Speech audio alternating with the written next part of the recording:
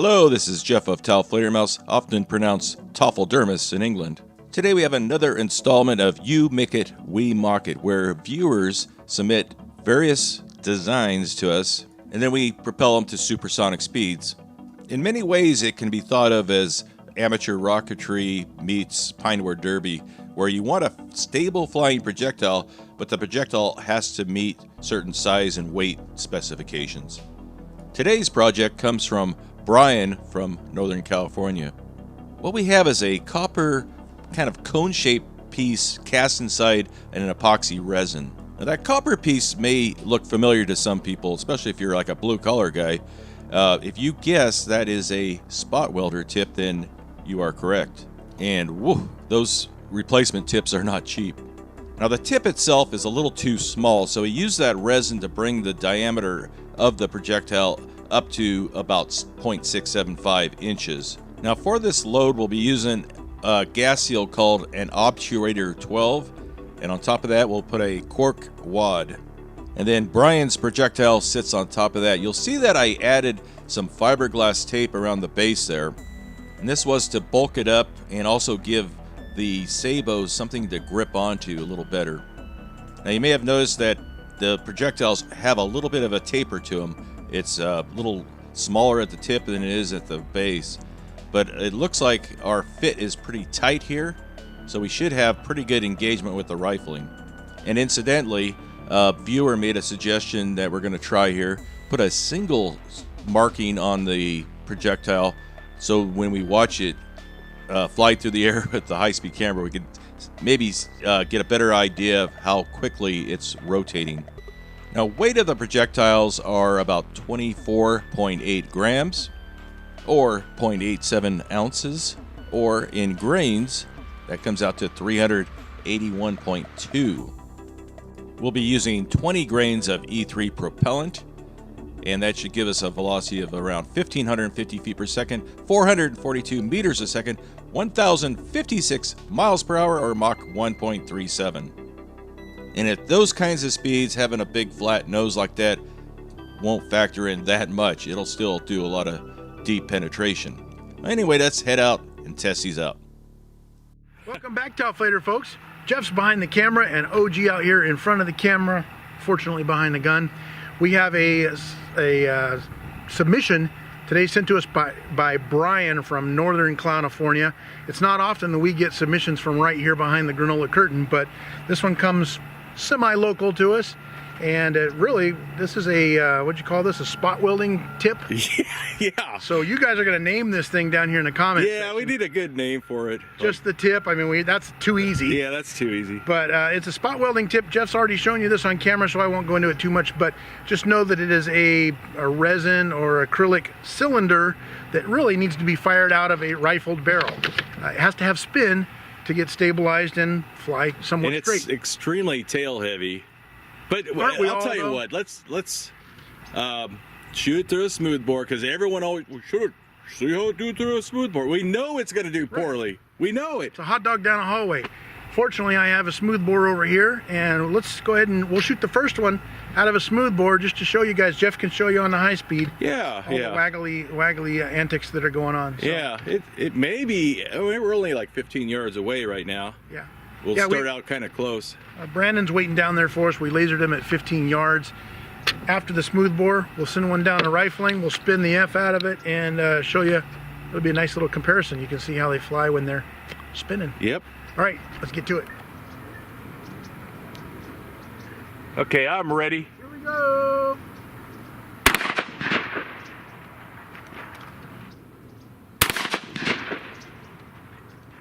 Now, using a smoothbore, we have no spin at all, and we can see the projectile coming in at the very bottom of the screen there, and it is tumbling along, and eventually it just kind of hits sideways. The accuracy was pretty atrocious. Even at only 15 yards, that inaccuracy really is apparent. Well, it was almost out of frame. It was so inaccurate. Yeah, I did. It hit a little bit low, but I was able to dig inside of this carrier here, and I found all these little shards. I don't know if you can see those. No. Let me get closer. Oh, there it is. Your manual zoom. All these little acrylic shards here laying on the vest, so it shattered inside there, but there's the little tip. Just the tip. And you say these things run about how much? Like $22 each. That's one of the most expensive slugs we've ever shot on this channel. I think so. We've shot gold and silver. Yeah, yeah. Interestingly though, this thing hit sideways. We can tell because of the little rectangular strike mark there. So it hit absolutely sideways. But here's what's cool. It made a little cookie cutter. It peeled a little piece of that vest and peeled that vest right in and took it with it. Nice. And then it's got some white powder or something all over it. Oh, maybe that's probably the acrylic stuff. Oh yeah. And then underneath here. Oh, okay, just slapped into that. Yeah, nothing amazing here, but because it hit sideways, there's no way it was going to penetrate. Okay, so Kevlar. There you go. Smooth bore test. Are you happy now, people? Smooth bore, completely sideways. Okay, rifling now. Let's see if rifling makes it better. Yep. Okay, I'm ready. Here we go. Saw the pink dot jump. Well, it jumped on the first one too, though. Here we go. Now in the shot using full rifling, well, we had a little bit of spin, but not quite enough. Accuracy was quite a bit better, but I'm not happy at all with that lackluster spin. But fortunately, it had enough stability that it at least hit nose first. And it did quite a bit better than just shooting it through a smoothbore without that spin. Hey, that one, as far as the copper part went, we don't know where that went. It could have gone through, but we don't see a hole in the backside of the vest. It's a mystery. We don't feel any lumps in there. It hit right here. This is at the low end of the tag, the high end of the orange, the top edge of the pink dot. I did find a bunch of little acrylic shards inside again. So it sharded itself, but it did not pass out. That's an old one. It did not pass through the other side. That's weird. Okay, well, I don't know where, that's a mystery. Maybe it... We got so many mystery rounds out here. I know. We'll find it like 6 months later in the vest somewhere, probably. Yep. All right, let's try it through something else and see. Yeah. How was the stabilization on that one? That I think I might have spoke too soon because it wasn't... It didn't have a very good spin. So even through a rifled barrel, fully rifled barrel, not just a choke, we were hoping to impart some pretty serious spin. I'm hoping that one's just an odd, bad one or something. You know, I don't know. It's target. Jeff, the drinks they're giving out in Happy Meals these days are getting ridiculous. Jeff has taken a standard old jug, the basic old plain missionary style jug, and he has glued all kinds of Happy Meal toys to the outside. So it was that or throw them away. It's like, hey, I could use this. Throw them in the Toys for Tots bin. Look at the time of year it is. They just want stuff in wrappers, though. It's got to be brand new. So wrap it up in a piece of newspaper or foil. We're going to blow up this jug and see what all these little toys do. I mean, it might be really cool or it might be really lame, but I like... Doesn't matter. It's still a lot cheaper than a head of cabbage, which was like $11. And have you seen anyone else on YouTube blowing up a jug of toys? I mean, come on. Yeah, it's our new... Every channel's going to be doing that now. Yeah, they're like, oh, TAOFLEDERMAUS did it. I'm going to pretend I'm the originator. Preschool ballistic gel. Yeah. Let's go. Okay. Los! Here we go at the blue circle. Woo! Toy explosion. That was pretty good.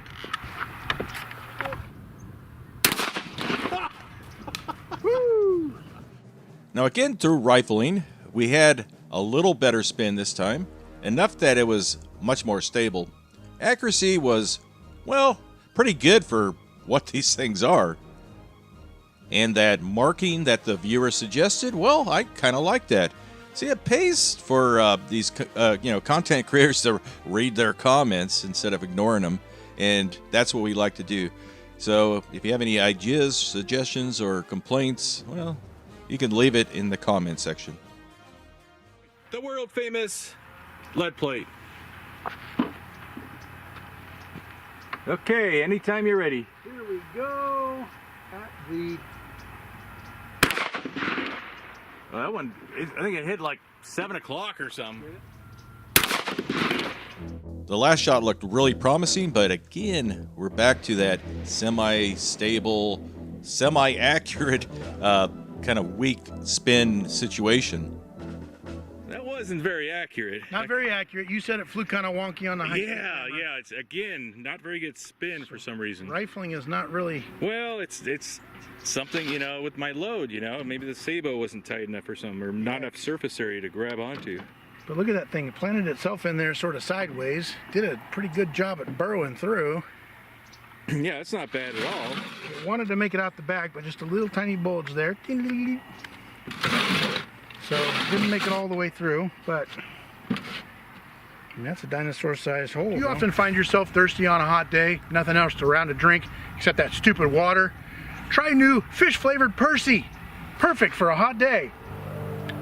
Okay, I'm ready. Here we go. Woo! That one zoomed off of our safety road. Now, these may not be the most accurate projectiles we've ever tested, or the most stable, but sometimes just hitting the target is half the battle. TAOFLEDERMAUS is not sponsored by Persicola or any other products like VPNs. Only people that need VPNs are, what, drug dealers? Okay, let's see if this one does any better. Ready? I'm ready. Here we go. Whoa! Wow. Hit to the left. A lot of confetti. Not too bad, though. Whoa!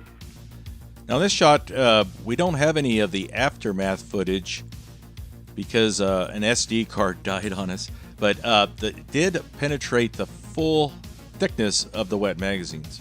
Swedish military helmet. They're all angry, though. That's right. Okay, I'm ready. Here we go. Oh! See that helmet jump? That was cool. Now, hopefully you're still with us because this is how it's supposed to work. We have great spin. I love that marking again.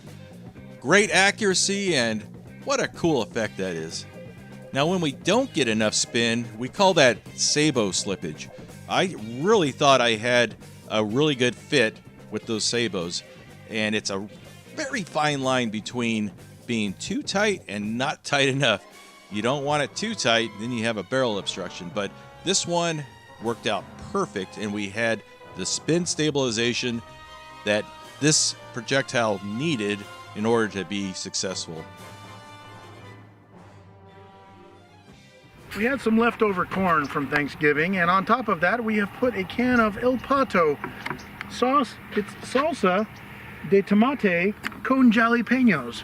I And didn't know you're so international. oh yeah, I'm pretty international.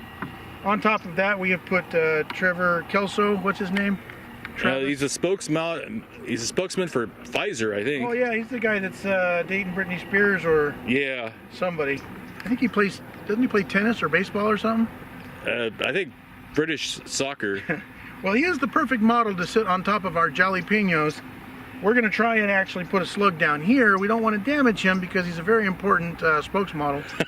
We're going to put a slug down here and see if we can launch him up in the air in slow motion. Okay, I'm ready. Here we go, corn cans. I think it just went straight through the corn can. Yeah, it appears to have ruptured the top right. Now, in this test, we see that the resin actually broke apart, and it was just the tip itself that actually impacted. Now, had I tried to push these harder and faster, I think we would have seen these failures much more. Luckily, this was the only one that did that. Oddly enough, last night I took a weird pink pill, and I had a fever dream of Travis Kelce standing in boxer trunks near the Berlin Wall holding a giant penguin. I come out here today, what is waiting for us downrange but Travis Kelce wearing boxer trunks, standing near the Berlin Wall, holding a giant penguin. So it's a big enough target. We should be able to hit something there. That's right. We are going to tell Mr. Gorbachev to bring down that wall. We're going to put a slug in the wall next to Travis Kelce and see if we can't make him drop his penguin, shatter the wall without damaging him, because he's way too important. Okay, I'm ready. Here we go. Ooh. Ooh, that might have been a good one. Visually, at least. Here we go. Ooh. And again, we're back to the lackluster spin and lackluster stability that we've seen on some other tests. Now, these proved to be kind of a challenging projectile for me to make work with my loads. And as we often say, the high-speed camera does not lie. We can actually see why these are not very accurate and not very stable in a lot of the shots. It's just that weak spin. Long-range accuracy test. On some robots. AI robot. We're going to put this cardboard out at 30 yards, and that's about, I don't know how many, it's about 7 meters. Anyway, I'm going to aim between the little eyes here, robot eyes. We're just going to see where these things are going because they're all going wild.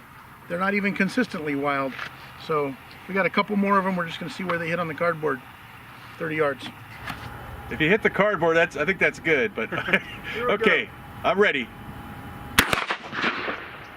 Well, that was, windage was good, elevation. About 8 inches high. I'm ready.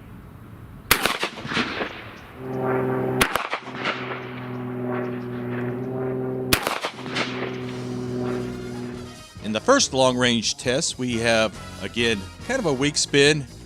I'm kind of surprised it was that accurate, that we were able to hit the cardboard. It was only off by, I don't know, 6 inches or so. And our second shot is a good example of great stability and great spin. It's spinning at about 30,000 RPM, and that's what it needed. Sometimes our tests are complete failures. Other times they're 100% successful. This was kind of a mix, and I hope you enjoyed it. Thanks for watching. We'll see you next time.